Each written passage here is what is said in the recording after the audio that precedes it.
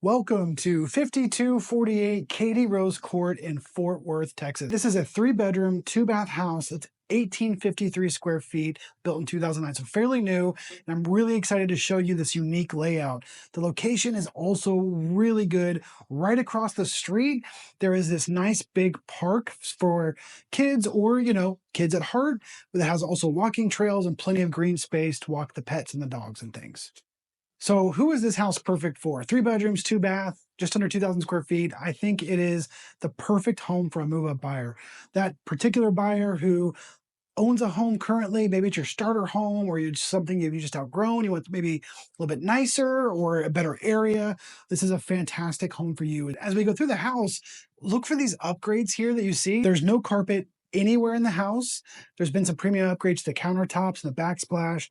This has a great primary suite to it and a fully enclosed patio in the back. So we'll get to all that here in a second as we move through the house. If this is your first time on my channel, my name is Kiel Lindsey, your Property Geek. I am a realtor who loves spreadsheets, superheroes, and helping homeowners sell their current home while buying a new one. Some would say that is the most difficult transaction in real estate, and I have a proven process and plan to make that as easy and stress-free as possible. So enough shameless self-promotion. Let's move through the house. So the room that I'm in right now that you can see behind me is the front or formal dining area. Now, this is a pretty cool little space, but I know a lot of people don't really use formal dining at the moment. So it could easily be a really awesome office or play area or study area for the kids. You can make it your own. It'll be your house. Do what you want. Right over here off to my left is the entry area, and that has a really cool little nook there for more decoration. I enjoy homes that actually have like an entry area, so you're not like dumped straight into the living room. So I really enjoy this front living area. So before we get to the primary bedroom, bathroom, and the living room and kitchen, let's take a look at the secondary bedrooms, the secondary bathroom, and the utility room, which are right down this hall to the right. So as you enter, you're going to come right down this hall. You're going to pass 2 linen closets, which are awesome. Well, front entry, coat closet, and then another linen closet. And you take a right down the hall, and then you come to the first, or say the secondary full bath. And then as you come out of there right past that, we have the utility room. So utility room, I really enjoy this room because there's extra space here, not to mention that counter. A lot of utility rooms, the doors hit because there's not enough room. And I know you've been in those houses because I've been in them too. I've lived in one, and man, that is annoying when you're trying to open the garage door and those doors slam against each other. Anyway, this room, you don't have to worry about it. I like that extra room that's in there. So into the secondary bedrooms, this first one here, both of these rooms are very similar in size and shape. They both also have these nice big closets. Now, they're not full walk-in closets, but they are very wide. So tons of room for storage, for clothes or things up top or whatever. Now, I'm also curious if you have ever redone one of these, because obviously this is just your stock shelf with the rod there. Hit us up in the comments with any storage ideas, how to make, add more efficiency to this or store more. Anyway, let's move on to the next room over here. So right across the hall. Now, like I said, very similar size, shape, very similar size closet. Now, one of the features that I love about these rooms is they are across the house from the primary. So if you are someone who wants more of that split bedroom look and feel, so that maybe you have kids that are a little bit older or noisier, you want them on the other side of the house so you don't have to hear them when you're trying to sleep or anything, this could be a perfect setup for you. Let's head back out into the kitchen and take a look over there.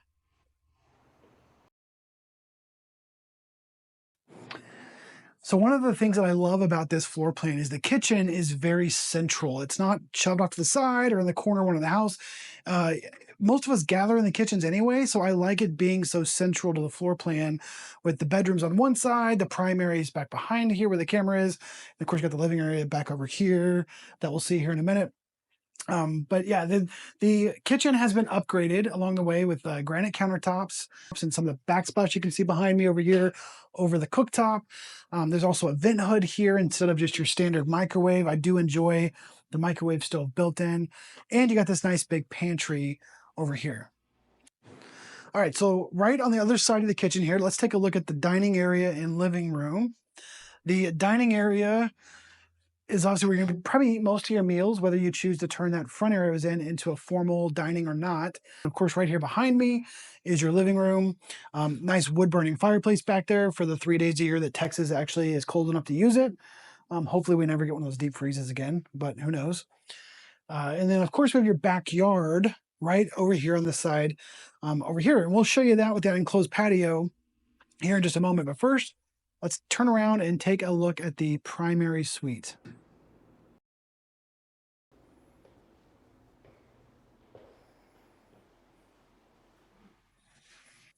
So here we are in the primary suite, nice big ceilings. I don't know if you can hear that or not, the little echo in here, but very nice big room, plenty of room for a king size bed and extra furniture.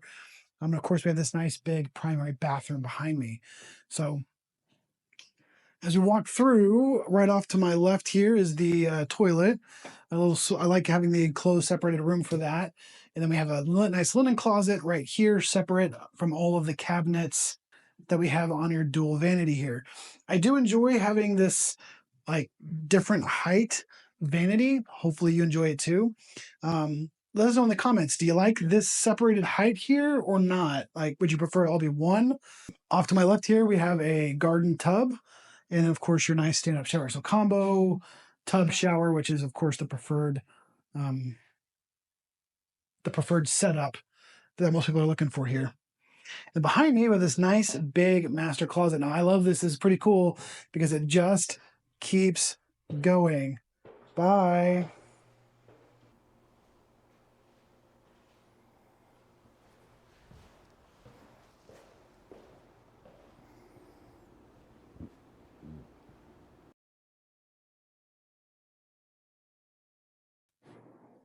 Okay, now let's go check out this backyard with this enclosed patio.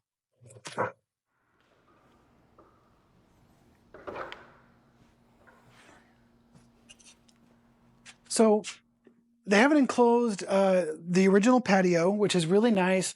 Got the screens up here for bugs, because one of the big complaints about Texas, of course, is all the mosquitoes and insects we get in the summer when it gets hot and warm and humid, kind of like it is right now, especially in the early summer. But with this enclosed patio, you can have a nice seat, some chairs, a table, maybe have your coffee out here in the morning, but not have to worry about the bugs and the insects and everything, which is really nice. In addition to that, right out here,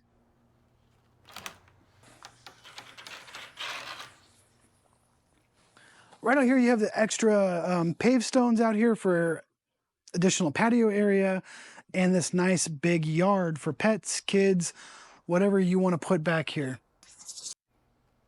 So that is the house. Now, hopefully you enjoyed it and you want to come out and see it. If so, contact your realtor, set up a showing. It is available immediately. If you don't have a realtor, I would love to help out. There will be a link in the description below with all my contact information. You can text me, call me, email me, message me, however you want to at me, like get a hold of me and we'll set up a showing to come out and take a look at the house. Now, for the final part of the video, hopefully you've been stuck around this long, let's go back to my office and I will break down the price, the affordability, potential payments, and all of that really good stuff. So I will see you there. All right, so what I have here is a chart of your breakdown of your cost if you were going to use an FHA loan with the minimum amount down. Now, a very common misconception is you need 20% down. With an FHA, you can put down as little as 3.5%. Now, that's still not a small amount. That's still $13,000 here that you would need to put as a down payment. And then in addition to that, you have your prepaids, which is your prepaid for taxes and insurance. You're prepaying your escrow account.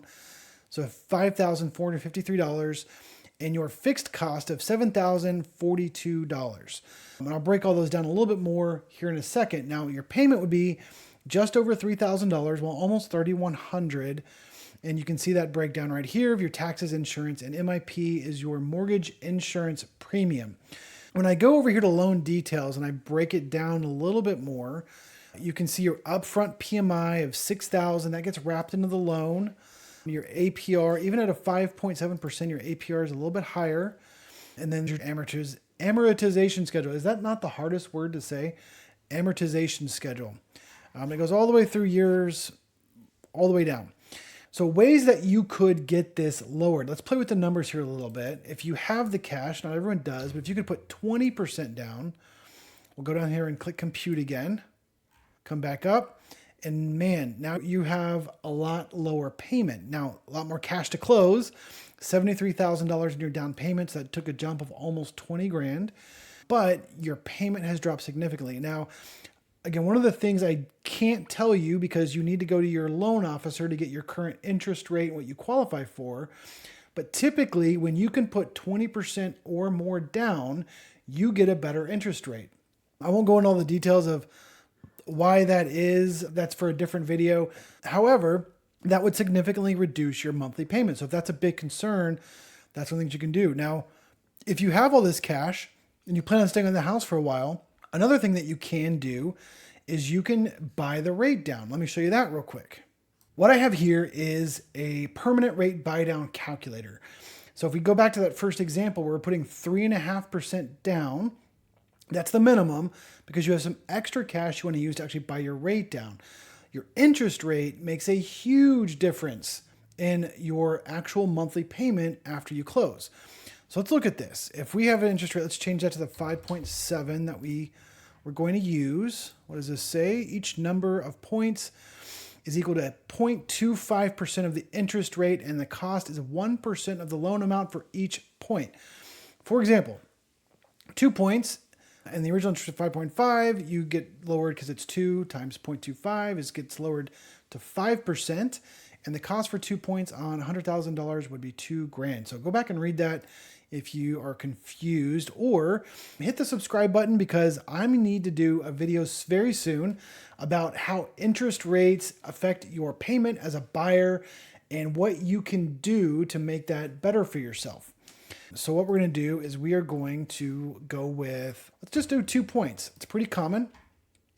Let's go paid by buyers because you're going to look at this, what the cost is. So if you were to spend, what was it? It was $7,000, 5.7%.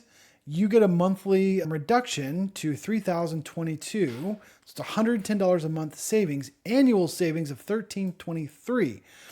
So when you divide that out, it's about 6 years. So somewhere between years, honestly, 5 and 6, you would start saving money on that. And that's what you have to look at, is how many years were you planning on being in the house versus how much you want to buy down, and where does that break-even point happen?